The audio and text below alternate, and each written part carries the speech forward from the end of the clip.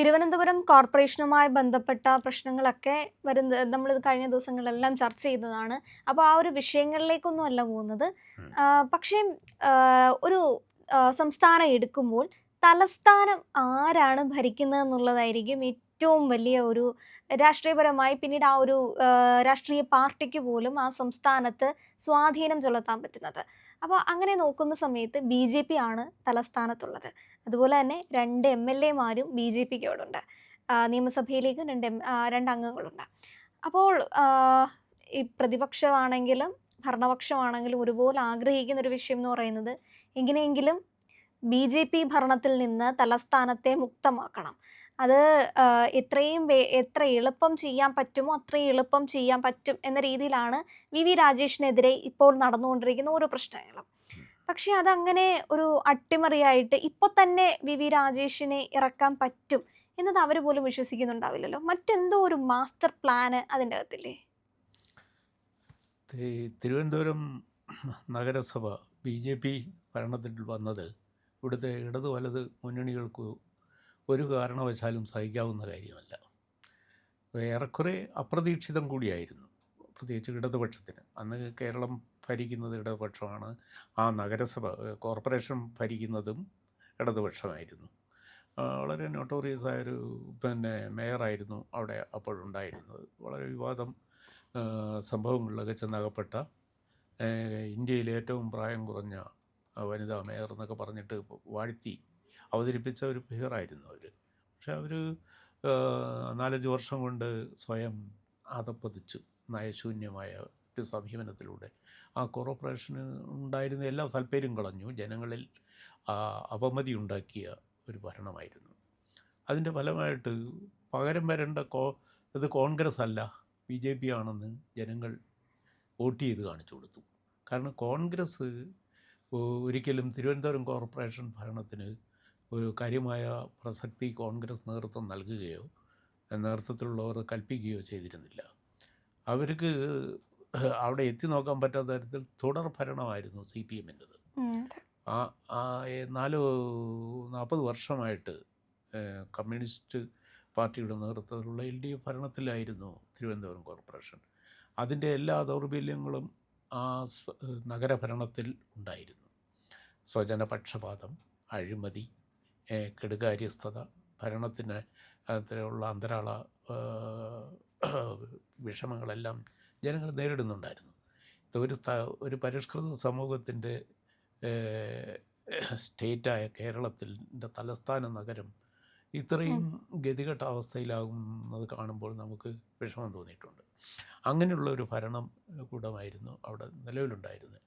ജനങ്ങൾ പക്ഷേ അവിടെ കേരളത്തിൻ്റെ ഒരു ബ്രെയിൻ സെൻ്ററായ ട്രിവാൻഡ്രം ഉൾപ്പെട്ട ആ സ്ഥലത്ത് ഇങ്ങനെയൊരു ഭരണം മതിയോ? അതും എല്ലാ മികച്ച വിദ്യാലയങ്ങളും ഭരണകൂട സ്ഥിരാകേന്ദ്രങ്ങളും എല്ലാം പ്രവർത്തിക്കുന്ന കേരളത്തിലെ ഏറ്റവും പ്രധാനപ്പെട്ട നഗരസഭയായിരുന്നു തിരുവനന്തപുരം. അവിടെ എത്രയോ പ്രശസ്തരായ ആളുകൾ അവിടെ മേയർമാരായിരുന്നിട്ടുണ്ട്. എത്രയോ മന്ത്രിമാരെക്കാൾ പ്രശസ്തരായ മേയർമാരുണ്ടായിട്ടുണ്ട് തിരുവനന്തപുരം മേയർ എന്ന് പറഞ്ഞാൽ. അപ്പോൾ അങ്ങനെയുള്ളൊരു സ്ഥലത്തെ ഗവൺമെൻറ്റോ, അന്നിവിടെ ഭരിച്ച ഇടതുപക്ഷ ഗവൺമെൻറ്റോ, അവിടെ കാലാകാലങ്ങളിൽ മാറി വന്ന മേയർമാരോ ആ ഗൗരവം ഉൾക്കൊള്ളുകയോ അതിനെ രാജ്യത്തെ മികച്ച ഒരു നഗര പ്രദേശമാക്കി മാറ്റിയെടുക്കാനുള്ള പരിശ്രമം നടത്തുകയോ അങ്ങനെയൊന്നും ചിന്തിക്കുകയോ പോലും ചെയ്തില്ല. ആ ഘട്ടത്തിലാണ് ജനങ്ങൾ BJPക്ക് പടിപടിയായി അവിടെ ഭൂരിപക്ഷം. BJP ഒരു ദിവസം കൊണ്ട് Rome was not built in a day എന്ന് പറയുന്നത് പോലെ കോൺഗ്രസ്സിന് വരാൻ പറ്റാത്ത ഒരു സാഹചര്യവും LDFന് ബദലായിട്ട് പിന്നെ വരേണ്ടത് BJP ആണെന്ന് കഴിഞ്ഞ 5 വർഷം മുമ്പുള്ള തിരഞ്ഞെടുപ്പിലും ജനങ്ങൾ ആ ഒരു മനോഭാവത്തിലാണ് വോട്ട് ചെയ്തത്. അതുകൊണ്ട് CPM ഇടതുപക്ഷം കഴിഞ്ഞാൽ പിന്നെ രണ്ടാമത്തെ വലിയ കക്ഷിയായിട്ട് BJP ആണ് അവിടെ വന്നത്. അത് ഈ തവണ വന്നപ്പോൾ അവർ നേർപകുതി സീറ്റ് പിടിച്ചു. അവിടെ നേർപകുതി സീറ്റ് പിടിച്ചു. ഒരംഗത്തിൻ്റെ ഭൂരിപക്ഷത്തിൽ ഭരണത്തിൽ വന്നു BJP. അതൊരു അത്ഭുതം ഒന്നും ആയിരുന്നില്ല, അത് പ്രതീക്ഷിതമായിരുന്നു. അപ്പോൾ അത് കേരളം പിടിക്കുന്നതിന് മുമ്പ് തന്നെ കേരളത്തിൻ്റെ തലസ്ഥാന നഗരം പിടിച്ചു എന്നുള്ള അർത്ഥത്തിൽ തന്നെ ഒരു ദേശീയ പ്രാധാന്യവും ആ തിരഞ്ഞെടുപ്പ് വിജയത്തിനുണ്ടായി. അങ്ങനെ വന്നപ്പോൾ തന്നെ ബി ജെ പിക്കകത്ത് തന്നെ ഒത്തിരി പ്രോബ്ലം നേരിട്ടുകൊണ്ടാണ് അവിടെ ആ തെരഞ്ഞെടുപ്പ് നേരിട്ടത്. കുറച്ചും കൂടെ അവധാനതയോടെ പോയിരുന്നെങ്കിൽ അവർക്ക് ഒരു 10 സീറ്റിൽ കൂടുതൽ 50 എന്നുള്ളത് 60 സീറ്റിൽ വരെ എത്താമായിരുന്നു. കാരണം മേയർ ആരായിരിക്കും എന്നുള്ളതിനെപ്പറ്റി തർക്കം തെരഞ്ഞെടുപ്പ് റിസൾട്ട് വരുന്നതിന് മുമ്പേ തുടങ്ങിയിരുന്നു. ശ്രീലേഖ സ്വയം പ്രഖ്യാപിത പിതൃത്വം അവകാശപ്പെട്ടു വന്നു. അവർക്ക് സ്ത്രീകൾക്ക് വേണ്ടി സംവരണം ചെയ്ത ഒരു മേയർഷിപ്പ് ആയിരുന്നില്ല അത്. കഴിഞ്ഞ തവണ സ്ത്രീ ആയിരുന്നുകൊണ്ട് ഇപ്പോൾ അങ്ങനെ വീണ്ടും സ്ത്രീ ആകണമെന്നൊന്നുമില്ല, ആകുന്നതിന് വിരോധമില്ല. എന്നിരിക്കെ ബി ജെ പിയിൽ അടുത്ത കാലത്ത് ചേരുകയും സ്റ്റേറ്റ് വൈസ് പ്രസിഡൻ്റായി എലക്ട് ചെയ്യപ്പെടുകയും ചെയ്ത ശ്രീലേഖ താൻ തന്നെയാണ് മേയറെന്ന് സൂചിപ്പിക്കുന്ന തരത്തിലുള്ള പ്രഖ്യാപനങ്ങളും ബിഹേവിയറും നടത്തിക്കൊണ്ടിരിക്കുക. പക്ഷേ അതിനൊക്കെ ശേഷവും വളരെ മനോഹരമായിട്ട് തന്നെ തലസ്ഥാനത്തിൻ്റെ കോർപ്പറേഷൻ ഭരണം മുന്നോട്ട് പോകുന്നുണ്ടായിരുന്നു. മുന്നോട്ട് പോകുന്ന ഇടയിൽ പോലും എങ്ങനെയെങ്കിലും തിരിച്ചു വരണം, കൈവിട്ടു പോയ ഇപ്പോൾ കോൺഗ്രസിൻ്റെ അത് അവരുടെ പൊളിറ്റിക്കൽ മിഷൻ അതാണല്ലോ.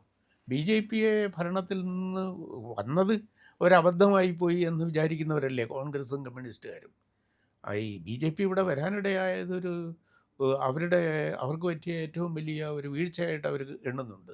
അതുകൊണ്ട് ഇപ്പോൾ ഭരണത്തിലിരിക്കുന്നവരെ ഭരിക്കാൻ അനുവദിക്കുക എന്ന ജനാധിപത്യ മര്യാദയല്ല അവർ പിന്തുടരുന്നത്. അവർ എന്തെങ്കിലും കുത്തിക്കിറക്ക് ഉണ്ടാക്കി അന്തഃഛിദ്രമോ കുഴപ്പങ്ങളോ സൃഷ്ടിച്ച് ഏതെങ്കിലും കൃത്രിമ മാർഗത്തിലൂടെ അവരെ ഭരണത്തിൽ നിന്ന് ഒഴിവാക്കാനായിട്ട് ആണ് ശ്രമിക്കുന്ന. അക്കൂട്ടത്തിലാണ് ഹൈക്കോടതിയിൽ 20 അംഗങ്ങളുടെ സത്യപ്രതിജ്ഞയിൽ എന്തോ പൊരുത്തക്കേട് കാണിച്ചു, ദൈവത്തിൻ്റെ നാമം ഉപയോഗിക്കുന്നതിൽ ചില വീഴ്ച പറ്റിയെന്ന് പറഞ്ഞ് കേസ് കൊണ്ടുകൊടുത്തത്. പിന്നെ ഒരു അംഗത്തിന് സുഗതൻ എന്ന് പറയുന്ന ഒരു കൗൺസിലറെ പോക്സോ കേസിൽ പെടുത്തി കസ്റ്റഡിയിൽ വെച്ചിരിക്കുന്നു. ആ അംഗം കൗൺസിൽ മീറ്റിങ്ങിൽ വരാതിരിക്കുകയാണെങ്കിൽ ഒരു അവിശ്വാസ പ്രമേയം കൊണ്ടുവന്നാൽ ബി ജെ പിയുടെ ഭൂരിപക്ഷം കുറയ്ക്കാമെന്നുള്ളൊരു ദുഷ്ട ലക്ഷ്യത്തിലുണ്ടാക്കിയ കൃത്രിമ കേസാണെന്ന് ബി ജെ പി ആരോപിക്കുന്നുണ്ട്.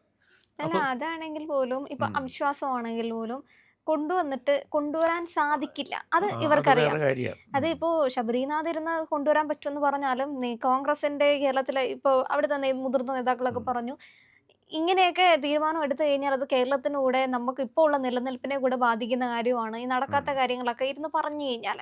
പക്ഷേ എനിക്ക് ആ ഒരു ആദ്യ സമയത്ത് ഈ സത്യപ്രതിജ്ഞ അസാധുവാക്കി കഴിഞ്ഞപ്പോഴത്തേക്കും CPM ആയിരുന്നു ഇദ്ദേഹത്തിനെ അകത്ത് കയറാതിരിക്കാൻ വേണ്ടിയിട്ട് അകത്തേക്ക് കയറ്റില്ല എന്ന രീതിയിൽ അവിടെ ഒരു സംഘർഷം ഉണ്ടാക്കിയത്.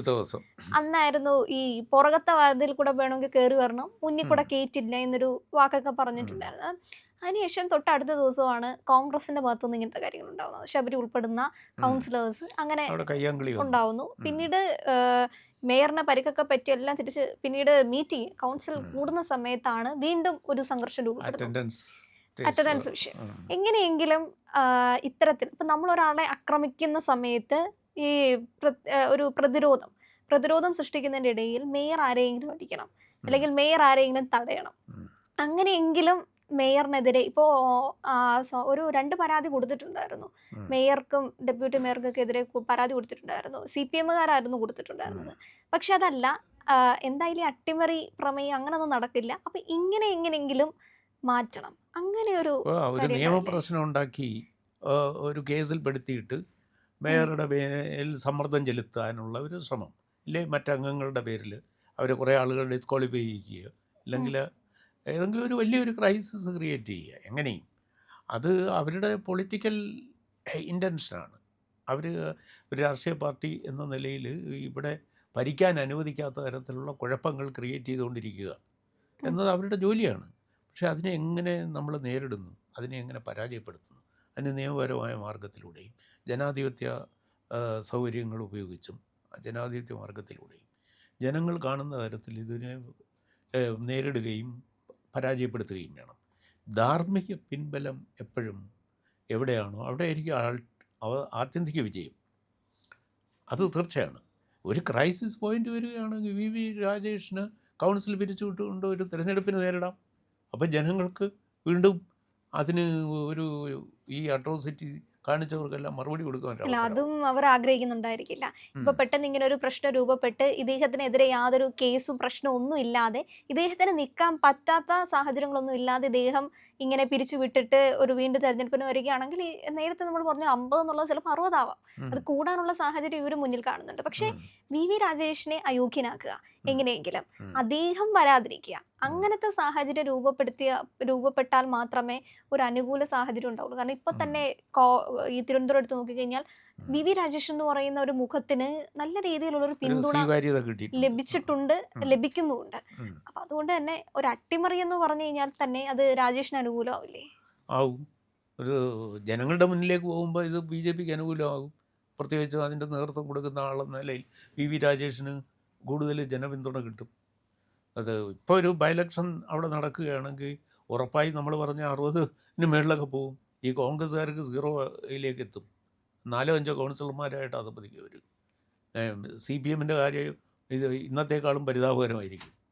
അപ്പോൾ അങ്ങനെ ഒരു സ്ഥിതി വരാൻ പിന്നെ അതിരെ പറഞ്ഞതുപോലെ അവരാഗ്രഹിക്കുന്നുണ്ടാവില്ല. പക്ഷേ ഈ അന്തരഘട്ടം ക്രിയേറ്റ് ചെയ്ത് കുഴപ്പങ്ങൾ സൃഷ്ടിച്ചുകൊണ്ടിരിക്കുക, ഭരിക്കാൻ അനുവദിക്കാതിരിക്കുക, ഫയലുകൾ നീക്കാതിരിക്കുക, പുതിയ പിന്നെ നിർദ്ദേശങ്ങളും പിന്നെ തീരുമാനങ്ങളും എടുക്കുന്നതിനെ വൈകിപ്പിക്കുക, ഇല്ലെങ്കിൽ അത് മുടക്കുക. അങ്ങനെ നഗരഭരണം നിശ്ചലമാക്കിയിടുക. ഈ സുഗതനെയൊക്കെ ഇപ്പൊ സുഗതന്റെ ഒരവസ്ഥ അറിയാമല്ലോ.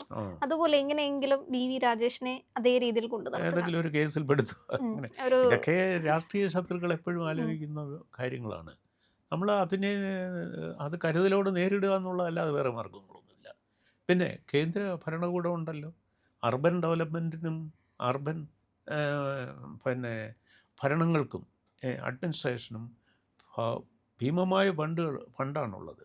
ഇപ്പോൾ കൊച്ചി കോർപ്പറേഷനായാലും തിരുവനന്തപുരം കോർപ്പറേഷനായാലും കോഴിക്കോട്, തൃശ്ശൂർ, കൊല്ലം കോർപ്പറേഷനുകൾക്ക് ഭയങ്കരമായ ഫണ്ടിങ് ലഭിക്കാവുന്ന, കേന്ദ്ര സഹായം ലഭിക്കാവുന്ന അനേകം പദ്ധതികളുണ്ട്. അതെല്ലാം ജനങ്ങൾക്ക് ഉപകാരപ്രദമാകുന്ന തരത്തിൽ രൂപീകരിക്കാനുള്ള തീരുമാനങ്ങൾ എടുക്കേണ്ട കൗൺസിലിലാണ് ഇതുപോലെ സമയം പാഴാക്കുന്ന അടികലശൽ നടത്തി കുഴപ്പങ്ങൾ സൃഷ്ടിക്കേണ്ടത്. പക്ഷേ ഇത് സ്മൂത്തായി പോയാൽ BJPയുടെ ഭരണം ഇവിടെ സ്ഥിരമായി പോകുമെന്നുള്ള ഭയമുണ്ട് അവർക്ക്. അത് വരികയാണെങ്കിൽ തലസ്ഥാന നഗരിയിൽ നിന്ന് 2 MLA-മാരെല്ലാം ഭാവി കിട്ടാൻ പോകുന്നത് BJPക്ക്. ഒരു MPയെയും കിട്ടും, 6 MLA-മാരെയും കിട്ടും. ആ ഒരു അവസ്ഥ ക്രിയേറ്റ് ചെയ്യാതിരിക്കാൻ എന്തെല്ലാം കാണിക്കാമോ അതെല്ലാം അവർ കാണിച്ചുകൊണ്ടിരിക്കും. അത് ജനങ്ങളെ കൃത്യമായ യഥാസമയം ബോധ്യപ്പെടുത്തിക്കൊണ്ടിരിക്കുന്നതിലും ആ പ്രൊപ്പഗൻഡ ലെവലിൽ എന്താണ് യഥാർത്ഥത്തിൽ സംഭവിക്കുന്നതെന്ന് ധരിപ്പിക്കുന്നതിലുമാണ് BJPയുടെ മെഷീനറി വർക്ക് ചെയ്യേണ്ടത്. പക്ഷേ അത്തരത്തിലൊരു മെഷീനറി തിരുവനന്തപുരത്തു നിന്നല്ല കേരളത്തിലെങ്ങും BJPക്ക് ഇപ്പോഴും ഉണ്ടെന്ന് എനിക്ക് തോന്നുന്നില്ല. BJPയുടെ പിന്നെ പ്രൊപ്പഗൻഡ മെഷീനറി വളരെ വീക്കാണ്.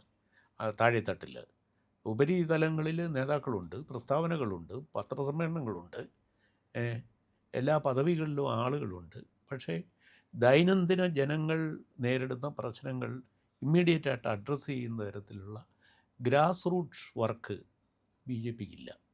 അത് കേരളത്തിലെ ഏറ്റവും ഭംഗിയായിട്ടുള്ള പാർട്ടി ഇപ്പോഴും ഇപ്പോൾ തോറ്റ് 35 അംഗങ്ങളായി നിൽക്കുന്ന LDFൻ്റെ CPM-നാണുള്ളത്. കോൺഗ്രസ്സിന് പോലും ഇല്ല.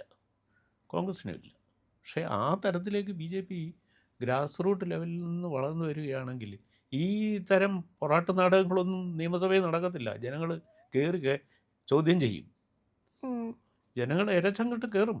അങ്ങനെ ആണ് ചരിത്രം. പക്ഷേ ഈ താഴെത്തട്ടിൽ പാർട്ടി ജാഗ്രതയോടെ പടുത്തുയർത്തുന്ന ഒരു കാലത്തെ ഇത്തരം അട്രോസിറ്റീസ് നമുക്ക് ശാശ്വതമായിട്ട് നിർത്താൻ പറ്റും. ഇല്ലെങ്കിൽ പിന്നെ നമ്മൾ കോടതിയെയും പോലീസിനെയും ഒക്കെ നിരന്തരം ആശ്രയിക്കേണ്ടി വരും. നിങ്ങൾ ഞങ്ങളുടെ കൂടെ ഉണ്ട് എന്നതാണ് ഞങ്ങളുടെ വിജയം. ഒപ്പം നിങ്ങൾ കൂടെ ഉണ്ടാവണം, ഒപ്പം സഞ്ചരിക്കണം. ചാനൽ കാണുന്നവർ സബ്സ്ക്രൈബ് ചെയ്യണം ഇന്ന് തന്നെ.